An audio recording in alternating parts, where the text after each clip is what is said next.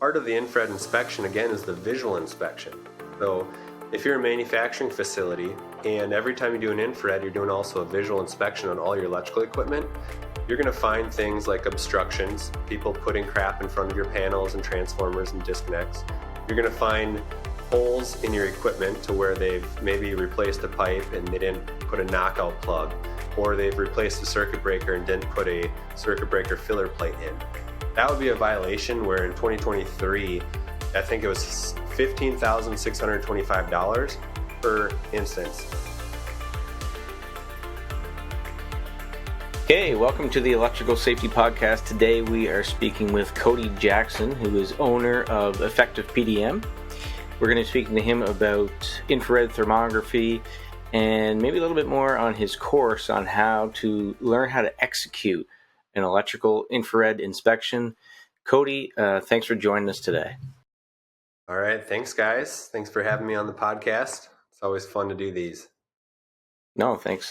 Thanks a lot. So, yeah, just to kind of get started, Cody, if you could kind of give everybody, we like to give everyone that listens a bit of background just on where, how our guests kind of got started in the electrical space and sort of where you are today in your career. So if you want to jump in there. Sounds good. So my background, I could probably do a really long version, but the semi-short version is I have a background in electrical contracting in southern Minnesota. My dad started an electrical contracting company in 1987. And so throughout growing up and like summers between high school and college years and all that, I did electrical work and I just was basically an electrical apprentice. And then in 2013, my dad actually got into infrared because we were having so many nuisance and emergency service calls that kept him up and throughout the middle of the night at one of our customers' locations. And so he's like, there's got to be a better way so that we're not constantly getting called out for these small little problems.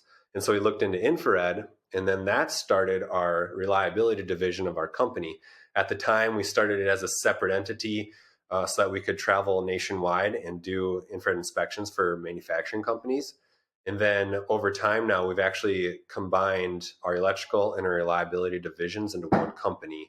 And that just happened last summer. So we have a small team in South Central Minnesota, 18 people, and we've done industrial electrical work locally in Minnesota, and then nationally we've done infrared and ultrasound inspections.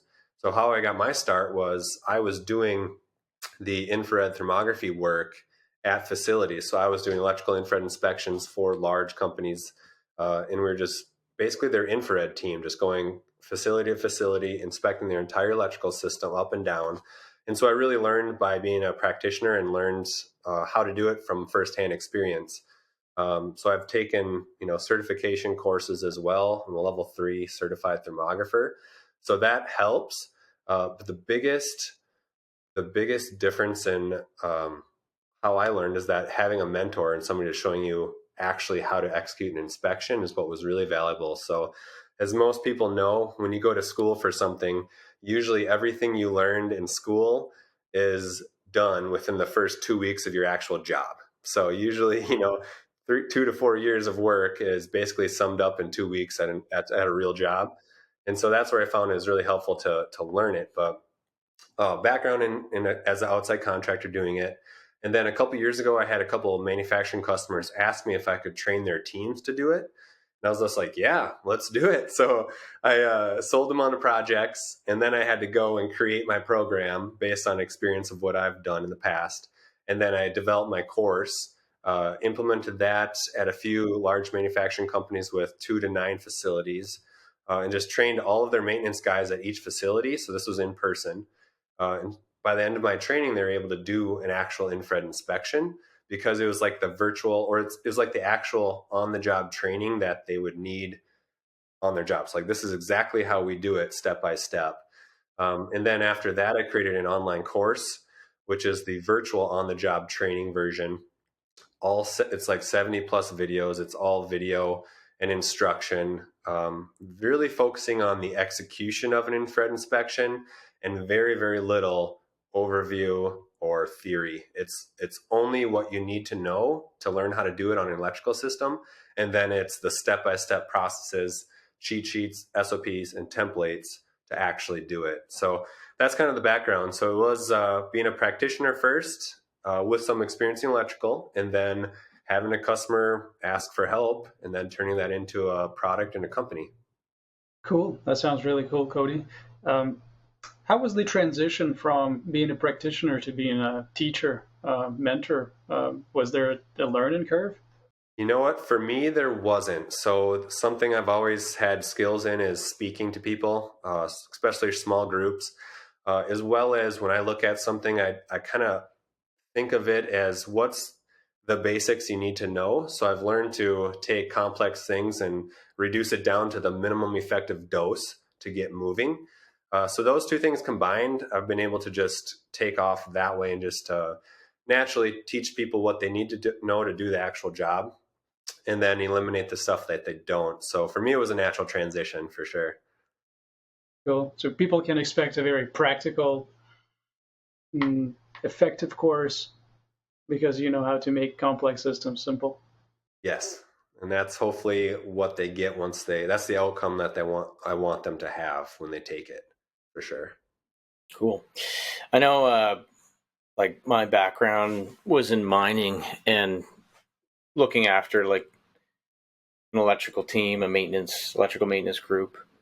And back then we knew about IR and we used it to some extent, but just for maybe people who are listening out there that maybe they're in charge of a maintenance group or something like that and they're not using it yet, or maybe they do get it done once in a while, but they're not quite sure, like, why are we even doing this? Like, what are the benefits of IR scanning? How does it really work? Like, could you just kind of run down, through the basics of that and like why you'd even want to be doing this at all?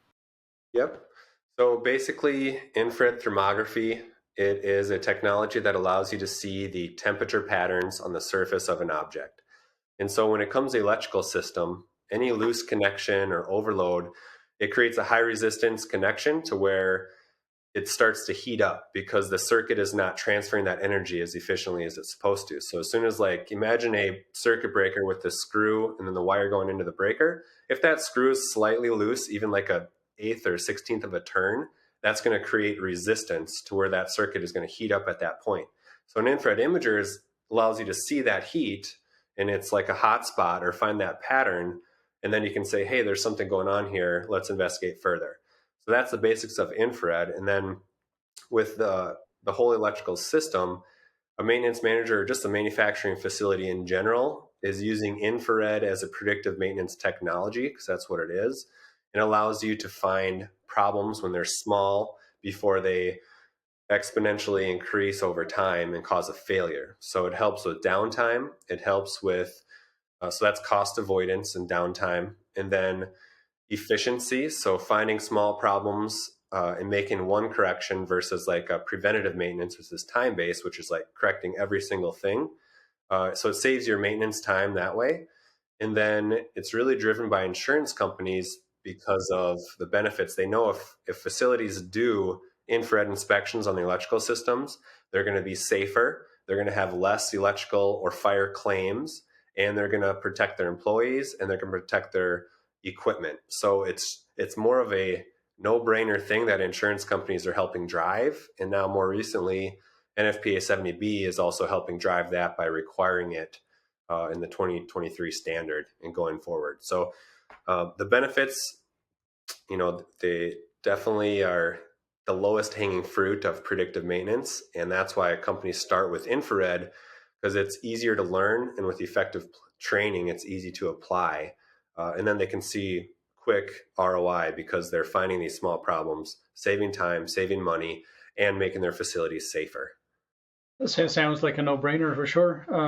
How fast can you go through a facility? Is that like how much involvement does the customer have in the process?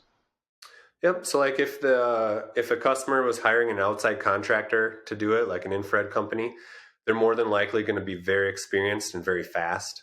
So going through a facility for like our team of two, we could go through 500 assets in like 2 days or 2.5 days. And so An actual maintenance team in-house probably wouldn't do all 500 at once. They would probably schedule it throughout their week to maybe say accomplish 100 or two each day until it's done. So the beauty is when it's an in-house team, they can do infrared inspections more often.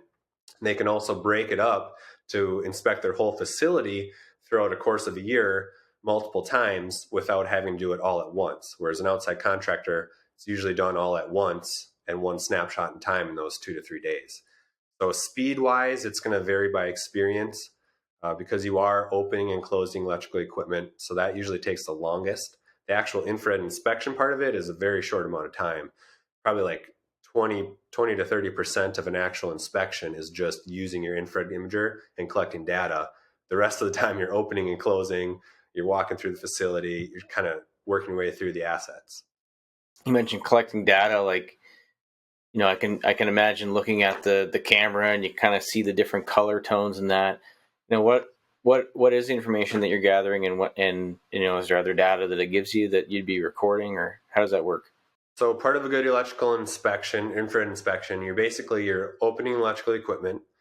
You're going to do like an infrared inspection. So you're going to use your imager, look around the equipment, say it's a panel. You're going to look at all the branch circuit breakers, the load side, the line side. You're going to look at bus bar and just really go through it with, scanning it. And then after that, if you find a problem, you're going to narrow it down and you have to document that problem. So it's like taking an infrared image, taking a visual image, recording the temperatures, the difference in temperatures between components or ambient air temps, recording the load measurements if you can physically get your ammeter into the panel to get a load measurement. So that's the documentation that you record, and then you just kind of do that throughout every asset. So you're always doing a infrared and visual inspection of every piece of equipment. That's part of being a qualified thermographer, is the visual inspection, because you're trying to find things, infrared wise, like loose connections, overloaded circuits, load imbalances, failing equipment. Visually, you're looking for burn and charred wire, corrosion, holes in equipment that's not supposed to be there, so like man-made holes, rodents or other nuisance critters, and then any items like people putting a bunch of obstructions in front of a panel, not keeping a safe working clearance. So the visual inspection side is a key part of it. And the data collection is mostly based on the infrared data, where it is, what it is, temperatures, load measurements, and then you just move on and you rinse and repeat through the whole facility. Mm-hmm. What about repeating the exercise? How often customers do it, and do they find new stuff, or it's kind of stays the same? So often, at least annually, you want to do your electrical system. So annually is the minimum. That's also in the standard NFPA 70B 2023 is annually, unless it's like a condition 3 piece of equipment, which is really old and crappy. You just want to do infrared inspections more often. We've seen customers typically do, again, at least annually or prior to shutdowns. So if they have like 2 or 4 shutdowns per year, they'll do it a month or 2 ahead so they can find problems, order parts, make corrections during the shutdown period. And then some companies we've seen do like 8-week shutdowns to where every 8 weeks they're doing a portion of their electrical system so that it's continuously doing it. So the equipment, there's basic recommendations, like annually, biannually, based on the equipment type. But then it's also up to the customer, condition of equipment and what kind of problems they've had in the past. So that helps determine it. So you mentioned that you were a certified thermographer, and I know it's actually something that we had looked into a while back, let's say 4 or 5 years ago, but just because we used to get a lot of requests for it. And, we said, nah, we don't really want to go get certified and all that stuff. But, it's kind of what you're saying, maybe with your practical hands-on approach, is that especially for these sites that want to do it in-house, they have electrical workers there. Do they necessarily need to be a certified thermographer in order to get the benefits out of doing the IR scans? Right. So good question. This is where the certification question is going to come up for people. The traditional training companies out there, like there's a few that are just really huge, they've been doing it forever. They're going to always say you have to be certified. Certification is good and it helps professionalize the infrared industry. and it helps professionalize it to the ASNT standard, which is the Association of Non-Destructive Testing. So that covers infrared, ultrasound, vibration, motor circuit analysis, that type of stuff. Those are the thing with the certification is it's a time-based recommendation. So ultimately, it's up to that specific company, it's like the manufacturing company, to decide what level of education or training each employee needs to become certified or to be able to work on their equipment. So we have, in general, I like to say if you're an outside contractor, certification is more important than if you're an in-house maintenance tech that's mostly doing it for troubleshooting. So it's really kind of a gray area. For the most part, certification is good. It helps. But realistically, those certification classes are very broad overview and theory courses, and they don't teach you how to actually do the actual work. So that's kind of the disconnect. And that's what I've seen, and that's why I kind of started my company, is because even though I've had all this training, what I really learned and when I really learned to do it was from a practitioner in the field. So without him, I'd have been fumbling. We would have not known how to do anything, and we had to guess and check our way to figuring it out. So that's where it's kind of like the 4-year college debate versus the actually doing work and making money debate. So we all know that academia in general doesn't really help when it comes to executing, but it's good the extent that the people that care about it want it done, that kind of thing. Yeah, absolutely. And when there is a find and there is a hotspot and the customer needs to fix it and they do the recommended action, how do you know that it has been fixed? Do you wait until next year or there is a procedure to figure it out on the spot? So best practice is to check it with infrared after the correction was made. The realistic version of that is if it's an outside contractor, they're only going to be able to come in once or twice a year. So that's what a company's hiring them for. It's mostly just to check the box saying, yes, we did an infrared inspection. If it's an in-house team, like an in-house maintenance team, it's very effective because after every correction, they can quickly whip out their imager, verify that it's been corrected or not. And then if it's a chronic problem, they know to put that component in a maintenance schedule to be replaced. So it's one of those things where ideally, yes, you want to verify that it's been corrected with infrared. Realistically, most companies don't because they're paying an outside contractor and they only get to come in once a year. So the next time they come in, they can verify it. But it's a year later. So it's not as effective.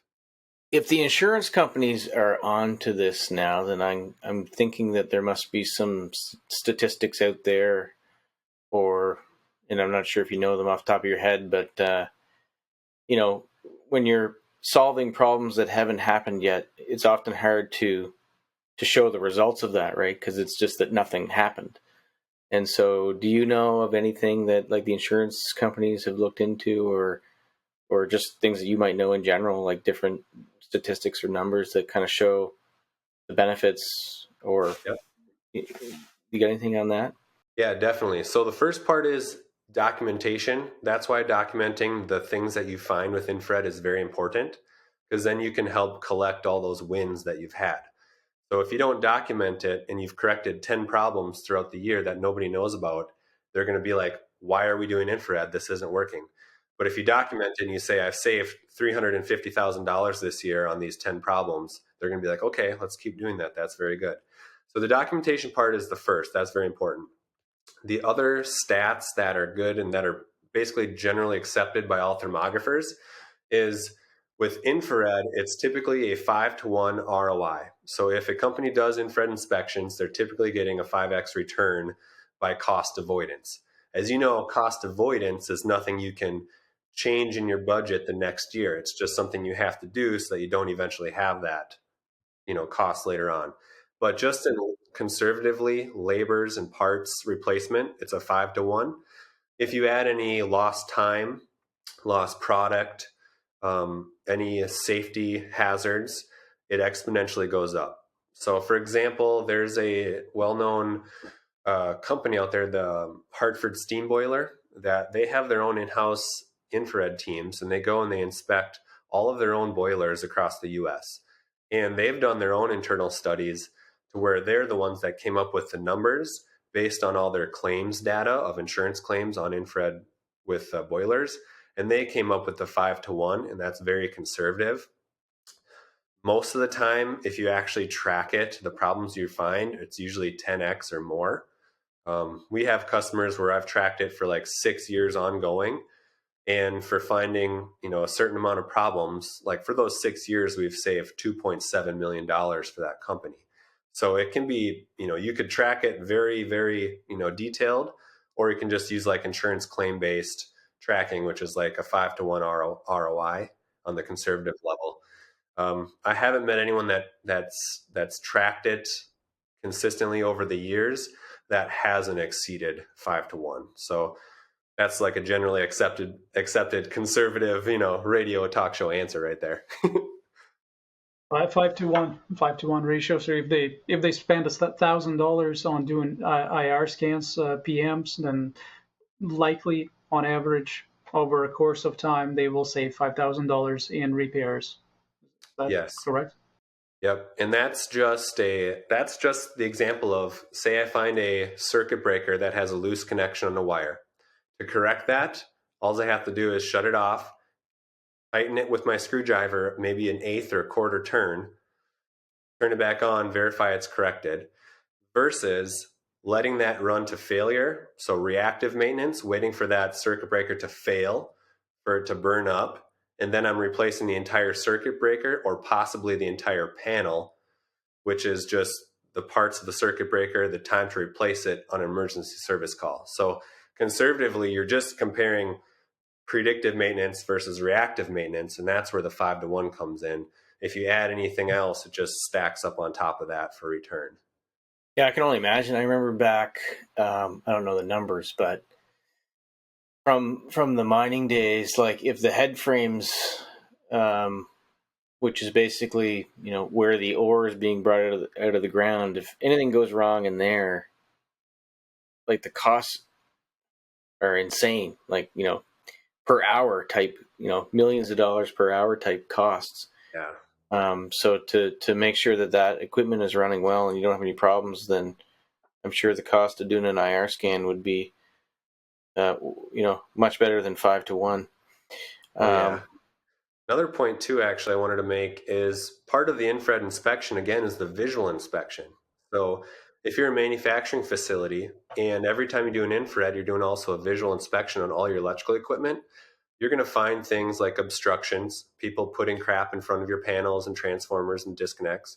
You're going to find holes in your equipment to where they've maybe replaced a pipe and they didn't put a knockout plug, or they've replaced a circuit breaker and didn't put a circuit breaker filler plate in. So those little things on the visual inspection actually add up, but they add up when or if like OSHA would come into your facility. So for any other reason, say OSHA came in for some other, worker related injury or inspection, and they walked by your panel and they just quickly took a peek and saw that your filler plate was missing in your circuit breaker, that would be a violation where in 2023, I think it was $15,625 per instance.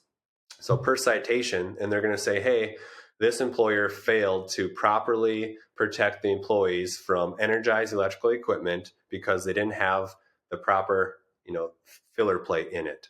And so those citations really add up quick too when you're going through a facility. So you have the infrared ROI, but then you have the safety and the compliance side of it to where those inspections actually make a big difference or even outweigh what you find on infrared. You might only find 3 infrared problems in a small facility, but you might find 5 to 10 knockouts, filler plates, obstructions, improper electrical equipment, where that adds up to pretty quick, each citation. So there's a benefit to infrared and the visual inspection every time you do it. So the other one I was thinking about, as you mentioned that too, and when you're doing an IR scan, obviously the equipment needs to be turned on. So you've got a shock hazard and you've got an arc flash hazard there. Is that something that, I guess, one, that you're thinking about when you are in the field, and then 2, something you're going over in your training? And then kind of after that, I'm also just curious, what you see in general in the field, like how many people have labels on the equipment and stuff like that. So you could speak to that for a minute, it'd be great. Right. So in the U.S., since I think 2015, it was required to have arc flash labels and an arc flash risk assessment done. I think you guys probably know that. Um, since then, in 2023, we're still seeing facilities that have never done a single arc flash risk assessment on their facility, and nothing is labeled except for the generic arc flash hazard label that came with it from the manufacturer. So that's an issue still to this day. As far as safety, anytime you work on the electrical equipment, you have to be trained on the safe work practices. So, as an infrared thermographer working on electrical systems, you need to know like the basic arc flash electrical safety training that most companies, even like you guys, give. So you know how to read an arc flash label. If there's no label there, how to use the NFP 70 tables to safely open and close that equipment. Apart for that, infrared, you're always wanting your equipment to be under normal operating condition, or if you can turn it on at will, trying to get it on and under at least a 40% load. That gives you the right infrared criteria to be able to get good data and good problem correction and finding it. But when you're doing an electrical infrared inspection, you have to know, like you said, what you're doing. So, how to open electrical equipment safely, what to touch and not touch. The only time you ever cross the restricted approach boundary during a electrical infrared inspection is during the point where you reach your ammeter in and you check the load measurements on equipment. So to do that is the only time you cross it. And you got to be a qualified person to do that. So your company has to qualify you saying like, hey, these guys have been trained on the safe work practices. They've had arc flash electrical safety. They know how to do this job task correctly and safely. If those criteria apply, then you can easily get the load measurements. If you can't, and you're not a qualified thermographer, you're going to need an electrician or somebody at your facility that is qualified to do that work while energized. So it's kind of like with anything with electrical is know the risk going in. So reading the labels, know your job tasks and how to safely perform them, and then do that correctly every time. So there's a basic learning curve there, but anybody can be trained with a good teacher. So knowing how to do it safely and doing it correctly is the biggest deal. And if you have somebody that can teach you how to do that, then you're going to be good. Cody, when you come to a new site, would you typically get an electrician to open all the equipment, or can you open it as well? How does that work?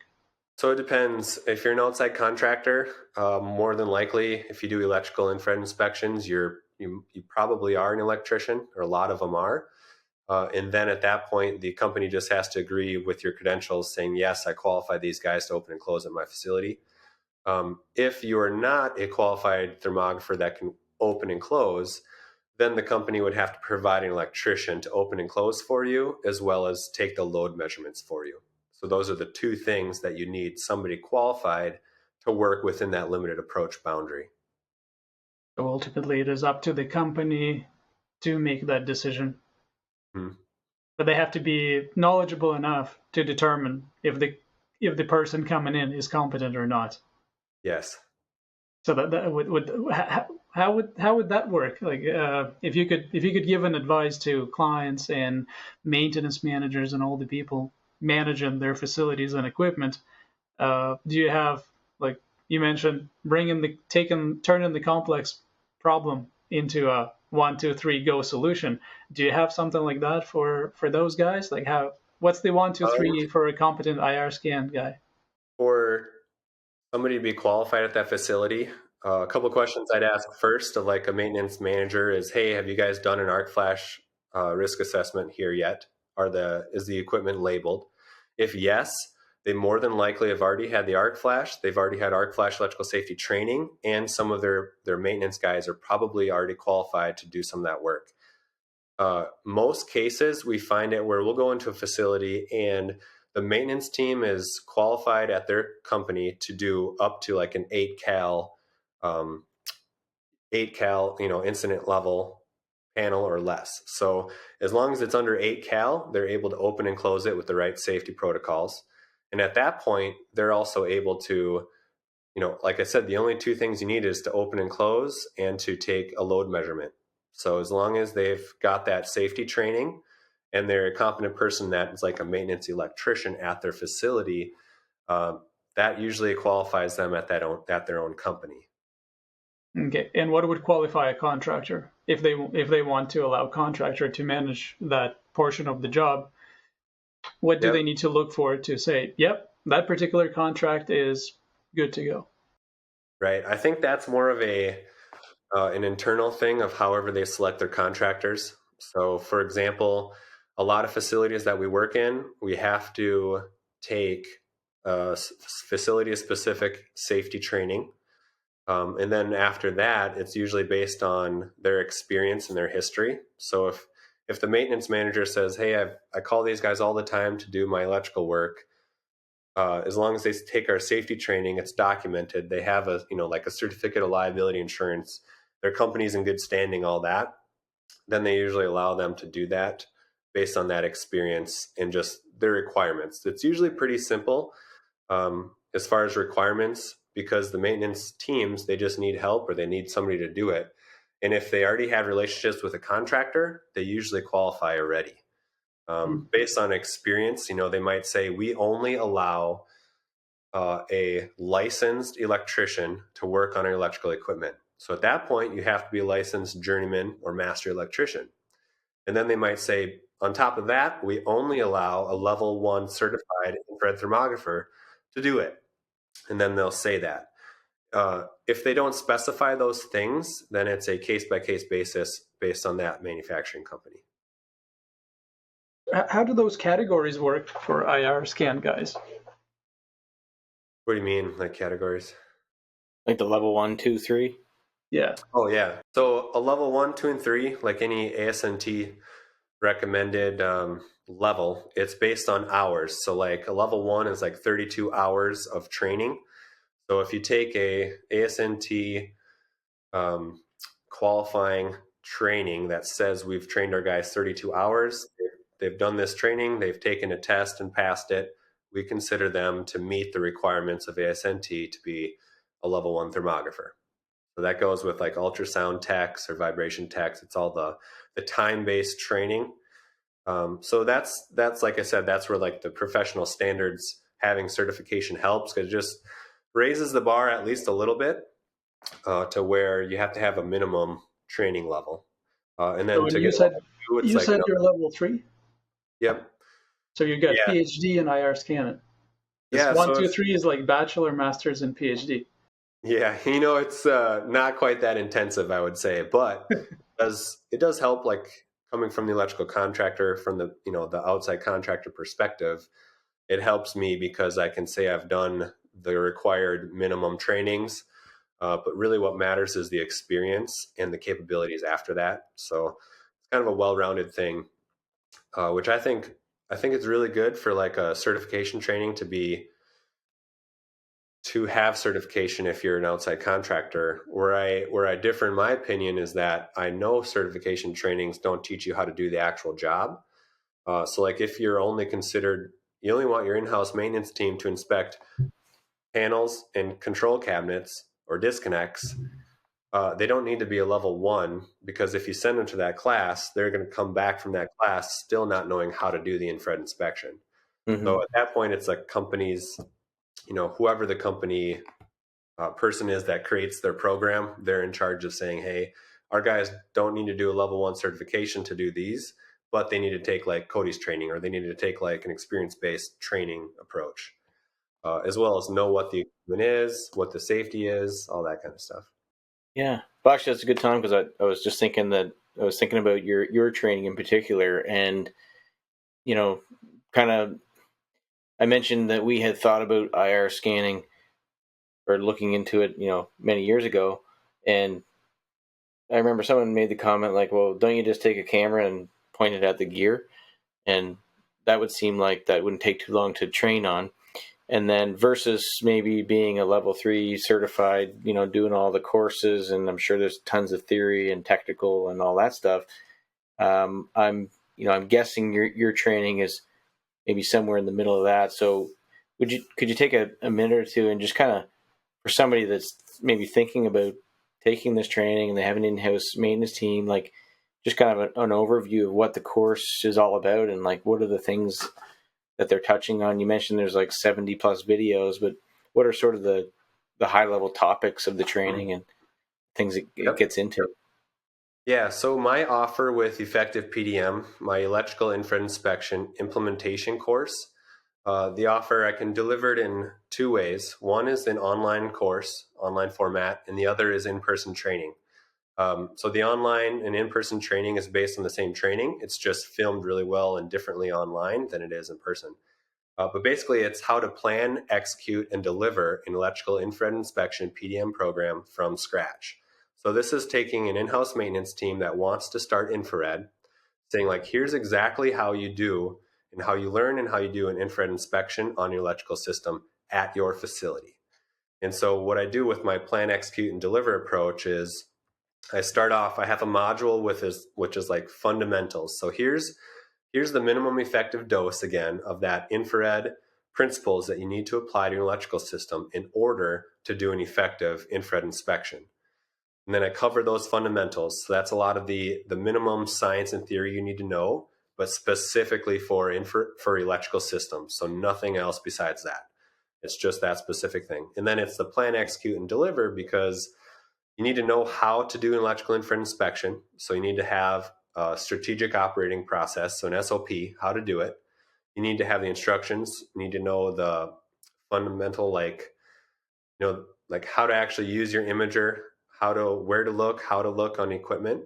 The execute portion is going over like arc flash electrical safety for thermographers, as well as applying directly to like, here's an electrical panel, here's the 7 spots you need to look in this electrical panel, and you'll be able to do, top to bottom and everything in there.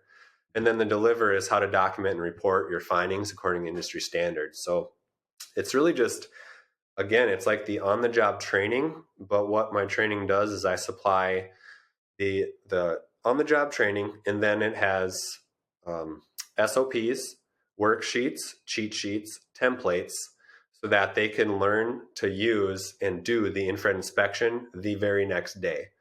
So, like, say I do my training, and the next day the team comes to work groggy and they're just tired. They're like, "How do we do that again?" Oh yeah, let's read Cody's SOP. So they follow the SOP step by step, and they're like, "Okay, now I get it." And then they use the templates that I provided to do the inspection, which gets all the documentation they need, nothing they don't. And then the cheat sheets allow them to make sure their imagers set up correctly, how to use a repair priority matrix, basically how to do the actual inspection step by step, and then with the right materials. And then the support is the third part. So I also offer email support, so they can ask me any questions online. We can just email each other back and forth, or if we need to call, if they find a problem, they're like, "Hey man, what is this thing?" I'm more than happy to help them figure out what it is or what to do next. So the offer is those three things. It's the training, the support documents, the downloadables, and then the actual subject matter expert support. Those three. Ongoing support. That makes sense. Those you mentioned arc flash studies are a portion of the implementation of getting the work done. Is it a necessary part of getting the work done, or it just helps with the safety aspects of planning doing the safe work plan? So it's necessary. So NFPA 70E, it tells you exactly what an infrared thermographer or somebody doing thermography needs to understand. And so I cover the five key things that a thermographer needs to understand regarding arc flash and electrical safety. So, basic things like what's the host and what's the contractor employee responsibilities. What PPE do you need? How to read an arc flash electrical safety label. How to know if you're a qualified or unqualified thermographer, how close you can be to the equipment. Can you be within the limited approach boundary? Can you be past the restricted approach boundary? So it's very specific. And then it also talks about, do you need an energized work permit? Yes or no? Why don't you? Why do you? Those situations. So it's very specific, but it's basically the arc flash portion is, what does NFPA 70E say about thermography to apply to you as you're doing your inspection? Makes sense. So risk assessment is part of the job, and unless you have the arc flash numbers and boundaries, it is challenging to do the risk assessment. Right. Yep. Makes sense. Perfect. So I'd say, Cody, we're coming up on time here. Is there anything, or maybe anywhere, that if someone want to look you up or reach out, like what's the best place to find you and your training? So the two places I'd love for people to go check out is on my LinkedIn page. I'm really active. So Cody Jackson on LinkedIn. And then the second is my website. So effectivepdm.com. So those two places are where you can get a hold of me. More than likely, if you're interested in anything, we'll probably have a real conversation on the phone. That's usually the best way to solve especially the maintenance manufacturer with multiple sites or with multiple people he needs trained in different areas and different like schedules. So usually we have a conversation about that.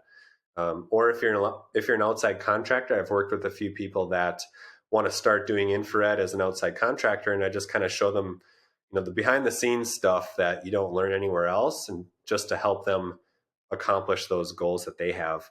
And one last thing I wanted to say is that infrared inspections of electrical systems, starting January 2023, it's something that's in the NFPA 70B standard. And so from now on, I think my view is that everybody working on electrical systems or working around them should know how to do infrared thermography or should understand what to look for to get somebody to do it for them. So the more people I can help, whether they're an outside contractor, an in-house maintenance team, or a service provider that needs to get somebody the right training or a contractor connection, I'd be happy to help that way. Awesome. Okay. Great. Thanks a lot. Thanks for coming on. Thank All you, right, Cody. thanks, That was guys. great information. Very educational. Thank you. Appreciate it. Yeah, let me know how I can help.